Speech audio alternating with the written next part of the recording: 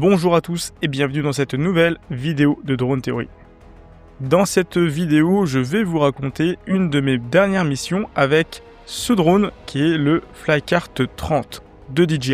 Donc, le Flycart 30 qui est un drone gros porteur qui permet de soulever des charges de 30 kg et de les déplacer sur plusieurs centaines de mètres. Voici l'environnement de ma mission, donc il s'agit d'un endroit où il n'y a absolument personne. En termes de réglementation, je suis dans le cadre d'un LUC, Light UAS Certificate, ce qui nous a permis de faire valider chacune de nos SORA par la DSAC et ce qui nous permet aujourd'hui d'effectuer ce type de mission.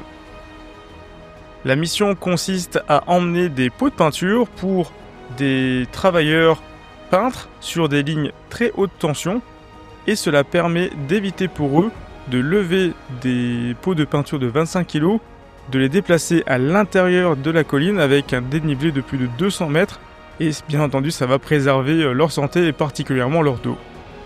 Allez, c'est parti pour la mission. Donc là je décolle, je vais prendre tranquillement un peu de hauteur et me déplacer en direction de la DZ de livraison.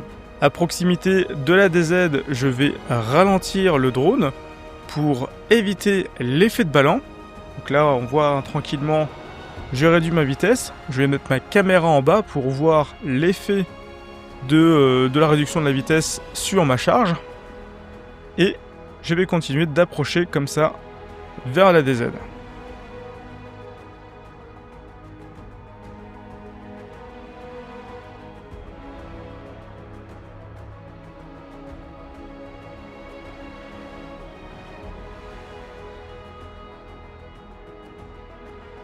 Une fois que le ballon est neutralisé, je continue à faible vitesse vers la DZ et je me fais guider par l'opérateur au sol.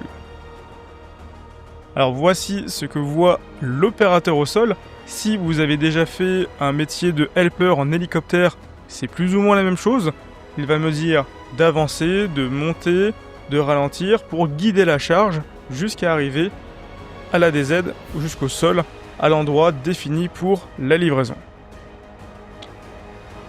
Donc une fois que je suis à proximité de ma DZ de livraison, je vais stopper mon drone pour limiter encore une fois l'effet de ballon et l'opérateur va me dire avance d'un mètre, recule d'un mètre, monte, descend, etc. etc.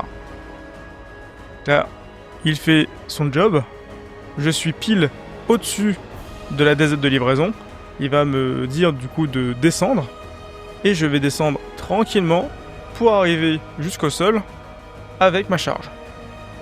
Alors c'est beaucoup plus compliqué de le faire avec un drone qu'en hélicoptère. Pourquoi ? Parce qu'on n'est pas à l'intérieur de la machine et tout ce qui est compensation de ballon, on n'a pas la sensation de pouvoir le faire directement et d'agir directement sur les commandes. D'ailleurs, si vous posez la question à un pilote d'hélicoptère qui fait du levage, il vous dira que le faire avec un pilote automatique c'est très difficile, voire quasiment impossible.